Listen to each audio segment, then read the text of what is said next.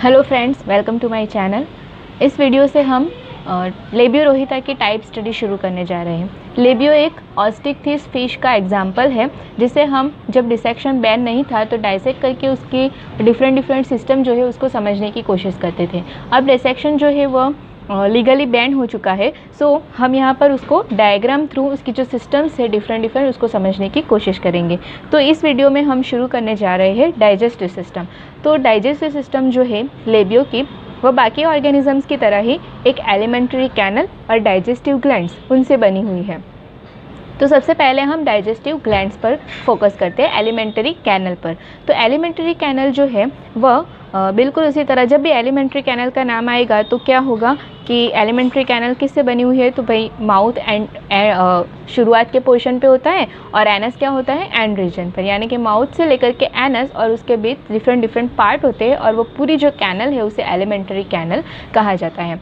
तो यहाँ पर भी ऐसा ही होगा। सबसे पहले हम शुरुआत माउथ से करते हैं। तो जनरली जब हम माउथ बोलते हैं तो हमारे माइंड में क्या आता है कि माउथ यानी कि माउथ हो गया, उसके बाद टंग टीथ वाला जो रीजन है वह सब हम कंटिन्यू लेते हैं। लेकिन यहाँ पर साइंटिफिक वे में जब हम डाइजेस्टिव सिस्टम की बात करेंगे तो माउथ का मतलब सिर्फ जो एक्सटर्नल ओपनिंग होता है वही है, राइट, जो लिप्स से सराउंडेड है। सो यहाँ पर भी लेबियो के जो डाइजेस्टिव सिस्टम में माउथ है वो टर्मिनल पोर्शन एंड पोर्शन पे आया हुआ है। एक पोर है, ओपनिंग है, जहाँ से फिश जो होती है वो फूड कैप्चर करके अंदर की तरफ डालती है, अंदर की तरफ उसे एंटर होता है यहाँ से फूड।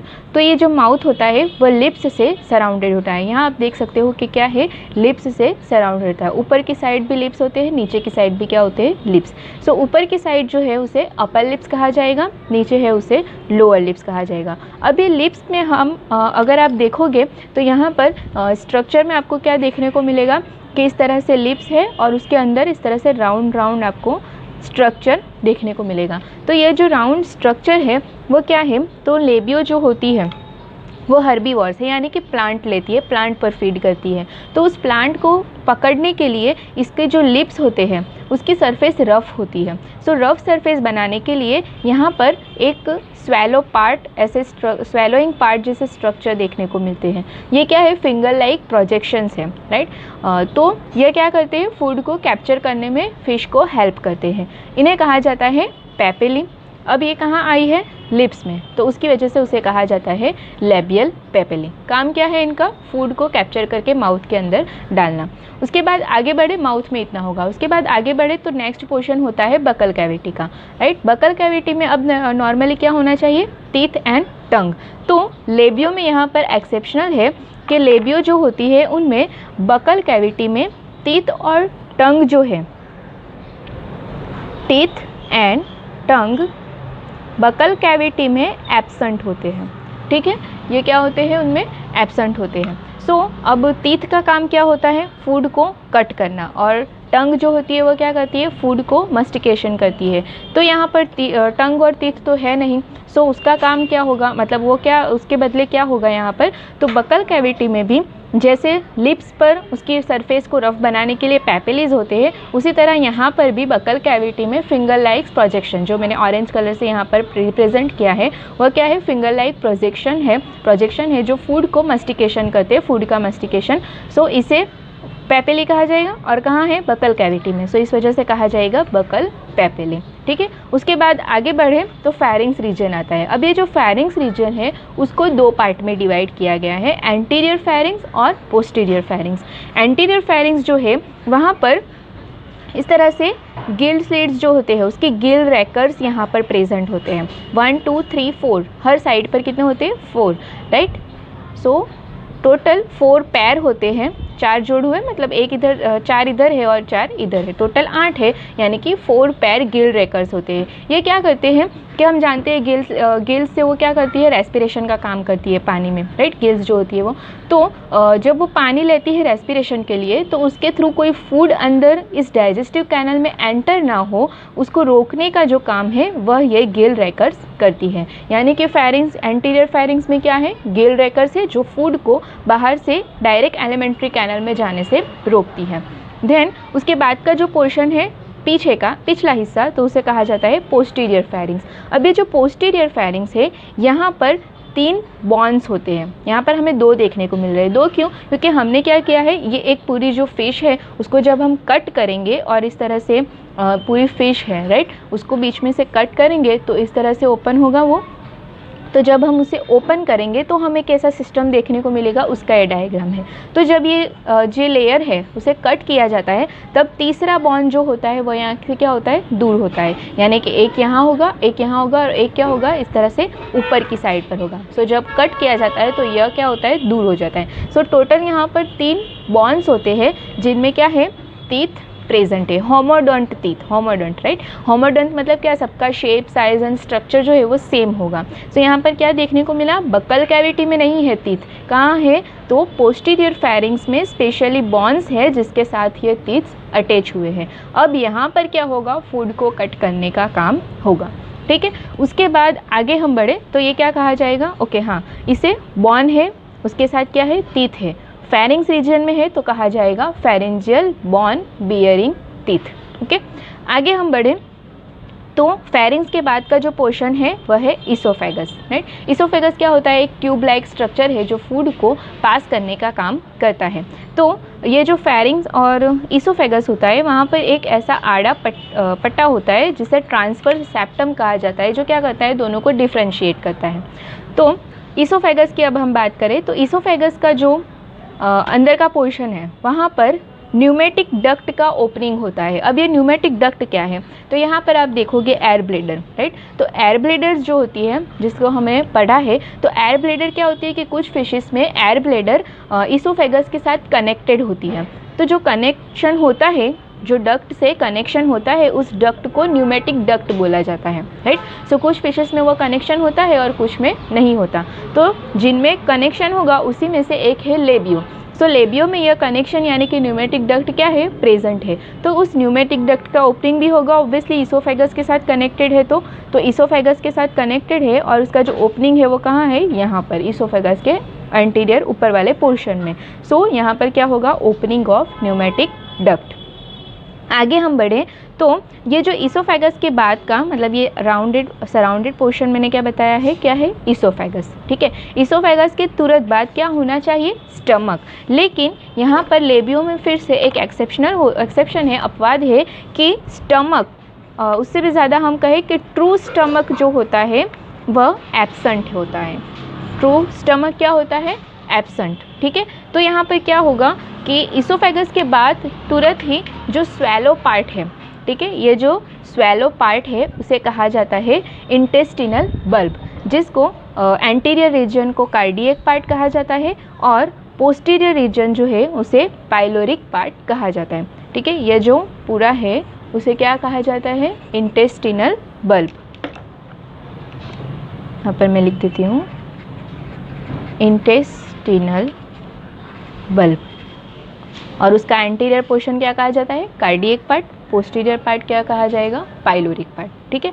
उसके साथ जुड़ी हुई होती है गॉल ब्लैडर, मतलब उसके साइड में आई होती है। सो उसको हम यहाँ पर जब डाइजेस्टिव ग्लैंड, एसेसरी ग्लैंड देखेंगे तब हम डिस्कस करेंगे। अब ये जो इंटेस्टिनल बल्ब का और इसोफेगस का जो मिलन होता है, यानी कि जहाँ पर वो कनेक्ट होते हैं, जहाँ से फूड इंटेस्टिनल बल्ब में आएगा, वहाँ पर एक वाल्व होता है। वो वाल्व क्या करता है कि जो फूड एक बार इसोफेगस से इंटेस्टिनल बल्ब में आ गया उसको पीछा मतलब वापस जाने से रोकता है।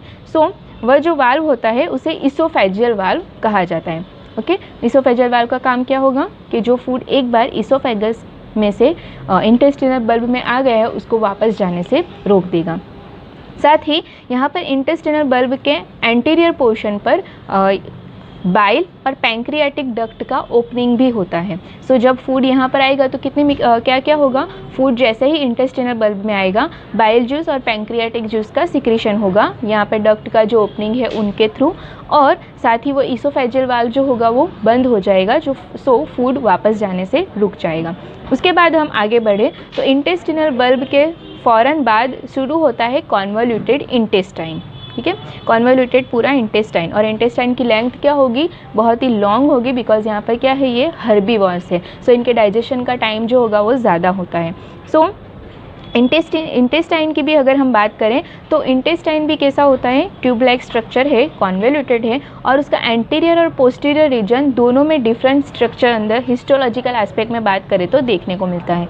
उसके एंटीरियर रीजन की हम बात करें तो उसमें ट्रांसवर्स फोल्ड होते हैं, ठीक है, इस तरह से ट्रांसवर्स फोल्ड होते हैं। और उसके पोस्टीरियर रीजन की हम बात करें, पोस्टीरियर रीजन की, तो उसमें इस तरह से लॉन्जिट्यूडिनल फोल्ड्स होते हैं। अब ये फोल्ड्स क्या है कि जब फूड नहीं होता तो ये फोल्ड्स सारे एक दूसरे से ऐसे जुड़ करके क्या हो जाएंगे, ट्यूब का जो डायमीटर है उसको कम कर देंगे। जैसे ही फूड आएगा तो ये सारे फोल्ड खुल जाएंगे। जैसे हम कपड़ा होता है तो उसकी कैसी आड़ी गड़ी करते हैं और वो चपट हो जाता है, मतलब राइट। तो यहाँ पर क्या होगा, जैसे ही फूड आएगा तो वो पूरे फोल्ड खुलेंगे और उसका डायमीटर बढ़ेगा, जिससे क्या होगा कि फूड जो है उसको एब्जॉर्प्शन के लिए ज़्यादा सरफेस मिलेगा, ठीक है। सो इस वजह से उसका स्ट्रक्चर जो है वो इस तरह डिफरेंट देखने को मिलता है। उसके बाद हम ओके, यहाँ पर फूड का जितना भी डाइजेशन होता है वो सारा इंटेस्टाइन में होता है। देन आगे बढ़े तो रेक्टम होता है। रेक्टम में क्या होगा, थोड़ी देर के लिए जो एक्सक्रीटिंग मटेरियल है वो स्टोर होगा और फिर एनस के थ्रू क्या होगा, बॉडी के बाहर उसको निकाल दिया जाएगा, ठीक है। सो ये है एलिमेंट्री कैनल लेबियो की। इसमें याद रखना क्या है, बकल कैविटी में क्या होता है, टीथ एंड टंग एब्सेंट होते हैं और दूसरा ट्रू स्टमक एब्सेंट है, ठीक है। और ट्रू स्टमक की जगह पर क्या है, जो स्वैलोइंग पार्ट है उसे इंटेस्टिनल बल्ब कहा जाता है, जिसका स्टार्टिंग का एंटीरियर रीजन कार्डियक पार्ट और पोस्टीरियर रीजन पाइलोरिक पार्ट कहा जाता है, ठीक है।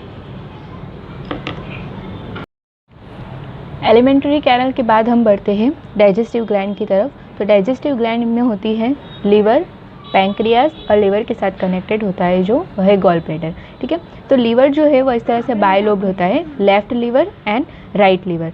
तो लेफ्ट साइड का लोब कहा जाएगा left liver lobe and right side तो right liver lobe. Left side का जो लीवर होता है वो इस तरह से as compare to right lobe थोड़ा सा लॉन्ग होता है। देन ये जो उनका लीवर है वो ब्राउन कलर का होता है। साथ ही दोनों लोब के पास यहाँ पर इस तरह से कनेक्टेड होता है गॉल ब्लैडर।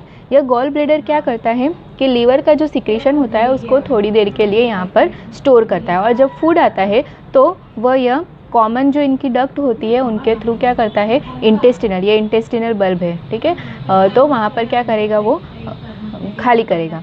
तो टोटल यहाँ पर 3 हिपैटिक डक्ट जो होती है इस तरह से लेफ्ट राइट साइड से आने वाली, लेफ़्ट साइड से आने वाली और यहाँ से ये जो डक्ट है वो तीनों क्या होती है, गॉल ब्लैडर में पूरा जूस जो होती है वो खाली करती है। सो ये जो कॉमन डक्ट है उसे कहा जाता है सिस्टिक डक्ट, जो किसका भाग है, गॉल ब्लैडर का एंटीरियर रीजन पर आई हुई डक्ट है।